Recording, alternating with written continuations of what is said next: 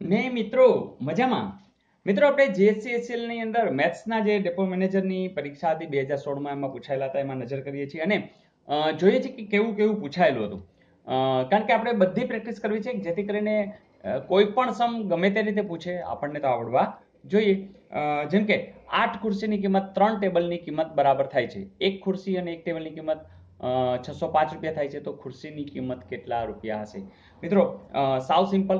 તમે દાખલા તરીકે ખુરશીને એક્સ ધારી લ્યો, ટેબલ છે એને વાય ધારી લ્યો, તો તમને એટલી ખબર છે કે બેયનો સરવાળો કેટલો થાય છે. એક ટેબલની જો એક ખુરશી અને એક ટેબલની કિંમત કેટલી છે? 605. બરાબર. બીજું 8 ખુરશી એટલે કે 8x અને 3 ટેબલ એટલે કે 3y એ કેટલા થાય છે?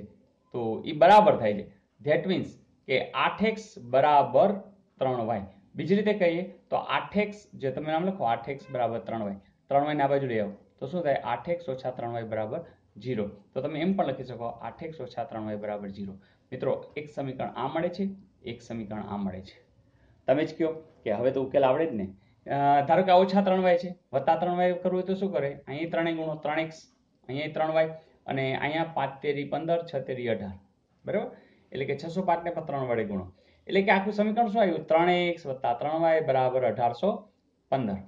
હવે જોજો આ 3x અહીંયા 3y વત્તા છે, આ 3y ઓછા છે. કરો સરવાળો. વત્તા 3y ઓછા 3y 0. 3x 8x એટલે બેનો સરવાળો 11x વત્તા અથવા ઓછા 0. બરાબર. અહીંયા તો આમાં 0 આવશે. 1815 વત્તા 0 તો શું આવશે? 1815. એનો અર્થ કે 11x બરાબર 1815. x બરાબર 1815 ભાગ્યા 11. હવે સાવ સહેલું. 11 એકુ 11. અહીંયા કેટલા વધશે? 71. 11 6 કેટલા થશે? 66. 66માં તમે 5 ઉમેરી દો એટલે 11 50 55. જવાબ આવશે 165. કેની કિંમત? તો કે x ની કિંમત. કારણ કે તમને x ની કિંમત, x એટલે કોણ? કે ખુરશી. તો ખુરશીની કિંમત તમને 165 આપી જ છે ને સહેલું મિત્રો. તો આવું કંઈક માત્ર સમીકરણના આધારે જ ફટાફટ કરી શકો.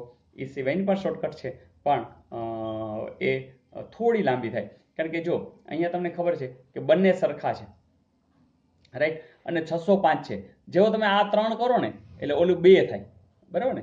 ટેબલની કિંમત 2 સાથે ગુણાય તો એ તંદુ 6 થાય અને અહીંયા જે 83 લીધા છે તો 8 ને 24 થાય એટલે છગડું ચોગડું મેચિંગ જ ન થાય. એટલે તમે 83 ને 192 તો એમને કાઢી શકો.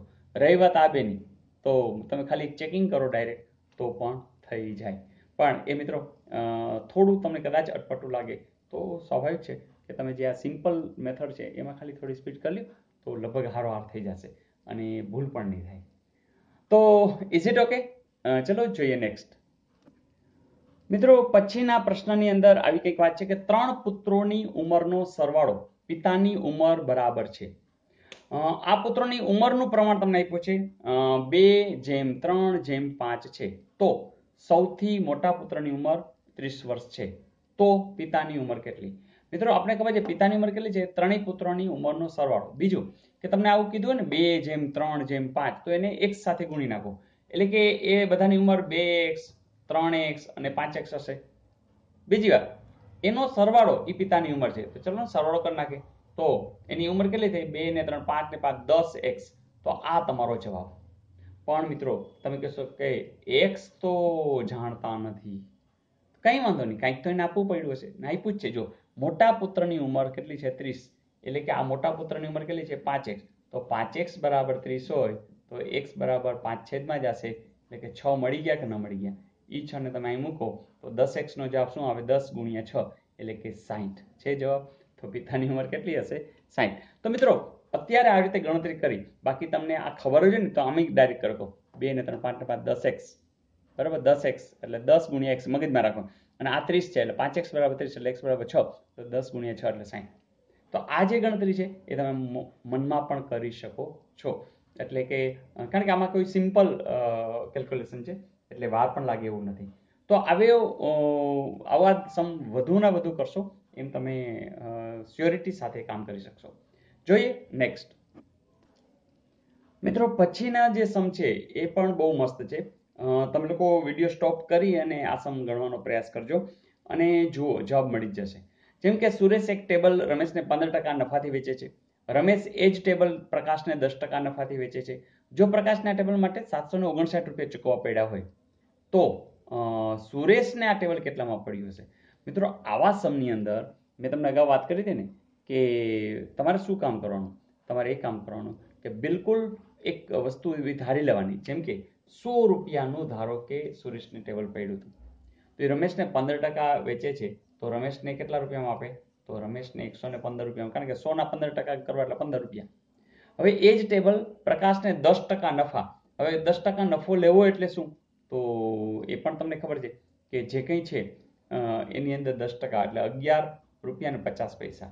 તો આખું સરળ કરો, પાટને 126 રૂપિયા ને 50 પૈસામાં એણે એ પ્રકાશને આપી દીધું. ફરીથી 100 રૂપિયાવાળું ટેબલ કેટલામાં આપી દીધું છે? 126 રૂપિયા ને 50 પૈસા. હવે તમને એક ફિગર ખબર છે કે 126.50 નથી, પણ કેટલો છે? 759. તો વાત આટલી કે 126 રૂપિયા ને 50 પૈસાની વાત હોય ત્યારે એની મૂળ કિંમત કેટલી છે? 700 રૂપિયા. તો 759 રૂપિયા હોય ત્યારે એની મૂળ કિંમત શું થાય? બસ લ્યો 83. તો 83 છે એ જ એનો જવાબ મળી જશે. અને આવી 83 વખતે શું કરો છો? 100 ગુણ્યા આ 759 અહીંયા છેદમાં 126.5. 0.50 એટલે 0.5 લખો. ફરીથી હજી કોઈ આ પણ કાઢી નાખવું હોય તો કાઢી નાખો, ગુણ્યા 10 કરી નાખો. તો હવે તો તમારા માટે સાવ સહેલું થઈ ગયું, કારણ કે હવે તો તમારે છેદ જ ઉડાડવાના છે. આવો ઉડાડીએ. મિત્રો તમારી પાસે વિભાજ્યતાની ચાવી એ જ્યારે ટોપિક આપણે ભણતા હતા ત્યારે આપણને ખબર હતી કે એમાં કોઈ પણ જે એક પછી એક અંક છોડીને તમે લેતા જાઓ, જેમ કે 1 ને 6 7, પછી અહીં કોઈ નથી, પછી અહીંયા 2 ને 5 7, એ જો સમાન થતા હોય તો જોજો 6 ને 1 7, 5 ને 2 7 સમાન થાય છે, તો એનો અર્થ કે 11 વડે તમે નિશેષ ભાગી શકો. બીજી પણ રીત કે એનો ડિફરન્સ પણ 11, 22, 33 એવું આવતું હોય, જેમ કે અહીંયા જો 9 ને 7 16 અને અહીંયા 5 જ છે, તો સરખા નથી, પણ 16 માંથી 5 જાય તો કે હા 11. તો આવા સંજોગોમાં આ બંને 11 વડે નિશેષ ભાગી શકાય છે. તો ચાલો અહીંયા આપણે 11 વડે ભાગીએ તો 11 એકુ 11, અહીંયા 16 આવશે, પાછા 11 એકુ 11, અહીંયા 5 આવશે, 11 પચા 55. તો એ જ રીતે આપણે અહીંયા 11 6 66, અહીંયા 9 વધશે, અહીંયા 9 છે 99, તો કેટલા આવશે? 79. તો આ પણ એક રીત હતી. બીજી આ પણ ખબર છે કે 23 ગુણ્યા 3 કરો, બરાબર ને, અને 23 ગુણ્યા 5 કરો તો શું આવશે? યસ, તો 23 50, 23 13, આટલું થયું. ફરીથી 5 એકુ 5, 5 દુ 10. તો હવે જુઓ છે 3, 2 અને 100 નો ગુણાકાર, તો 3 દુ 6, 6 ગુણ્યા 100, જવાબ શું આવશે? 600. તો એવો જવાબ છે. તમે કહેશો હા સર આ રહ્યું. તો એને જે ટેબલ છે એ કેટલા રૂપિયામાં પડ્યું હશે? 600 રૂપિયામાં. તો આ એકદમ સિમ્પલ છે, પણ મિત્રો ઘણા લોકો ને આ પણ લાંબી રીત લાગતી હોય તો પણ આપણે એક બીજી રીત કરી કે જે જવાબ આધારિત છે, તો એ પણ જોઈ લઈએ. મિત્રો આપણને ખબર તો છે કે 600 રૂપિયા કે 700 રૂપિયા કે 650 કે 700, આમાંથી કોઈ પણ આ બે ના અંદર જે રાઉન્ડ છે એવું કોઈ પણ એક પકડી લ્યો. ધારો કે તમે પકડી લ્યો છે 600 રૂપિયા, તો તમને ખબર છે કે એ 600 વાળું 15% નફાથી વેચે છે. તો 15% કેમ મળે? તો 600 ના 10% 60 છે, અને એના અડધા કરો એટલે એ કેટલા થઈ જશે? 5%, એટલે 15% થઈ ગયા, તો 60, બરાબર. એક પોઈન્ટ કાઢી નાખો એટલે એ 10%, અને આના અડધા કરો તો એ છે 5%, એટલે 15% મેળવવા માટે 10 અને 5% એમ કરો એટલે કે 90 રૂપિયા. એટલે જવાબ શું આવ્યો? 690 રૂપિયા. એટલે સુરેશ છે એ રમેશને કેટલા વેચે? 690. રમેશે ટેબલ પાછળ 10% નફા, એટલે આમાં 10% શું થાય? તો આનો એક મીંડું કાઢી નાખો, 79. ચલો એને એડ કરી નાખો, તો 9 ને 6 15, 759 આવી જ જાય છે ને 759. તો કંઈ કરવાની જરૂર જ નથી. તો સીધું આ ધારો કે એમ લાગે કે આ થોડુંક ઘટે છે, તો પછી આ ફાઇનલ જવાબ આ જ આવી જાય, કારણ કે આમાં છે ને પોઈન્ટ આવી શકે એવા ચાન્સ હતા. અહીંયા જો પોઈન્ટ આવતા જ નથી, તો બસ, કારણ કે 65 કરો અને 15% કરો એટલે તરત પાછા 65 ના અડધા કરો એટલે 32.5 આવે, એટલે 50 પૈસા ને એવું આવે, એ તો આવવાનું નથી. તો કહેવાની વાત એ છે કે તમને એક તો ખબર છે કે રાઉન્ડ ફિગર આવશે, અને ધારો કે આ ન આવ્યો તો પછી કંઈ ન ચેક કરો તો પણ આ જ હશે. તો આવું કંઈક કે ઘણી વખત તમને જે આપ્યું હોય ABCD, તો એનો પણ તમે ઉપયોગ કરી શકો છો. તો હોમવર્ક આપી દઉં? ચલો આપી દઉં. મિત્રો તમારા માટે હોમવર્ક રેડી છે. એક કામ 18 માણસો 25 દિવસમાં પૂર્ણ કરે છે, તો તે કામ 9 માણસો કેટલા દિવસમાં પૂર્ણ કરે? તો મિત્રો ઝડપથી કોમેન્ટ્સની અંદર તમારો જવાબ મોકલી દો. અને હા, લાસ્ટ ટાઈમ આપેલું હોમવર્ક પણ જોઈ લઈએ. ચલો જોઈ લઈએ. મિત્રો પ્રશ્ન આવો કંઈક હતો કે નીચેનામાંથી કઈ રકમ એવી છે કે જેમાં ત્રણેય અંકોના સરવાળાથી તે રકમને ભાગતા જવાબ છે એ 37 આવતો નથી. હવે તમે જ કહો 1 + 1 + 1 એટલે કે 3 થયા અને 111 ને 3 વડે ભાગો એટલે 3 તેરી 9, 21 7 તેરી 21 એટલે આવે જ છે. જ્યારે તમે 222 લ્યો છો તો 2 ને 2 4 ને 2 6 એટલે આમ જોઈએ તો આ જ થઈ ગયા અને છેદ ઉડાડો એની જ વાત થાય. એ જ રીતે 333 ભાગ્યા 3 ને 3 6 9 તો જુઓ છે એને તમે છેદ ઉડાડો તો એ જ થાય. તો એ 37 વડે તો ભાગી શકાય. ધેટ મીન્સ વાંધો છે એ અહીંયા આવતો હશે. તો કોણ જવાબ આવશે કે જેમાં આવું થતું નથી? તો એ જવાબ આવશે 232. ચેક કરવાની પણ જરૂર નથી. ચેક કરશો તોય વાંધો નહીં. તમે 2 3 2 એટલે 3 ને 2 5 ને 2 7 વડે ભાગજો, 37 નહીં આવે. તો મજા આવી દોસ્તો. તો મજા તો કરવી હતી એટલે તો આવવાની જ છે.